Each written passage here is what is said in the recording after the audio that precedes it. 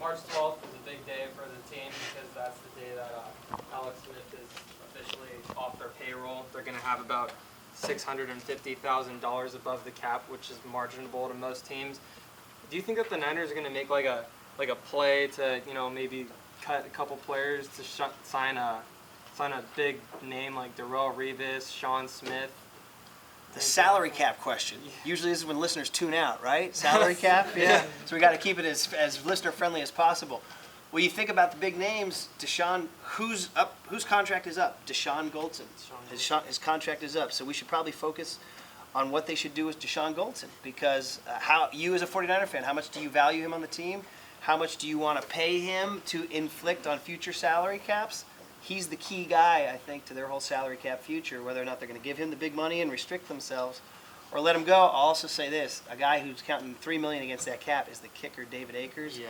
I think he won't be around. Yeah, I think he's gone too, because he definitely had an off year compared to what his all-pro season last year, when he made like 30 out of 33 kicks, something ridiculous Were like you that. freaked out that he was still kicking in the Super Bowl? Oh yeah, I was like, why did they cut Cundiff? You know what I mean? I was really worried about that, but and then he missed that kick during the game, and luckily it was a penalty. So Yeah.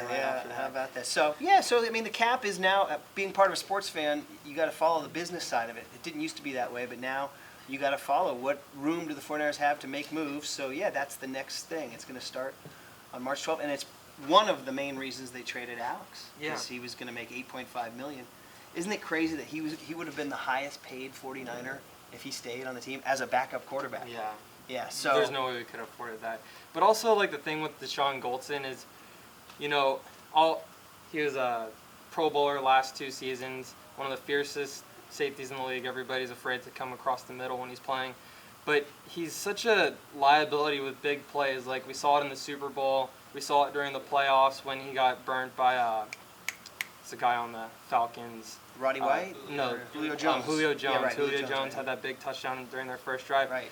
Is he Jones really went crazy in that game, didn't he? Yeah. Is he really worth the big money in the long term, or can we go after a guy that can maybe contribute better in the pass coverage and bring in like one of our young guys to play safety? It sounds to me like you know which way you're going on this. That with a draft, this is when you got to start studying the draft too, to see who's out there.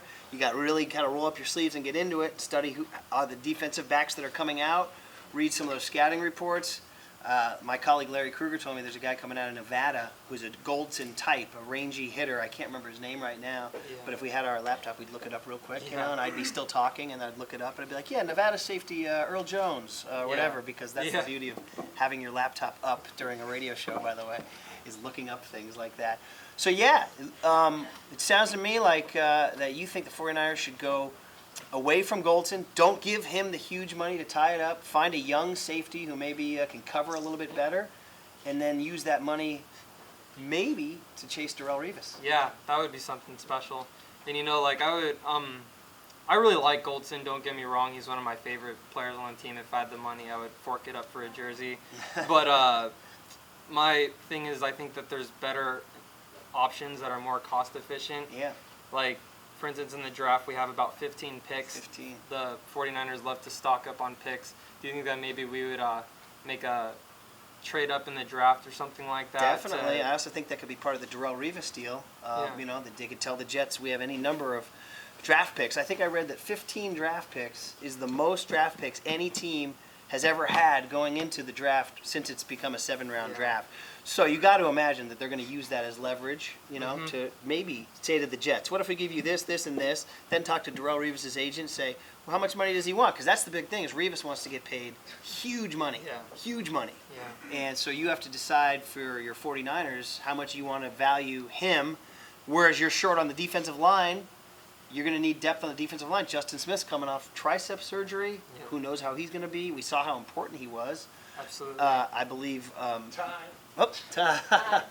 Ray McDonald is, I think, a free agent also. So, defensive line depth. You got to figure out what you can do with your money. But you're right. This is now part of the NFL offseason fandom you got to get into. You got to follow this stuff as you watch them assemble the team. Trust that Trent Baalke's going to do a good job. Oh, well, he always does. I wanted to get into the draft and talk about defensive linemen and 2 minutes is Tyrann short. Mathieu, but Give it up for Thomas, yeah.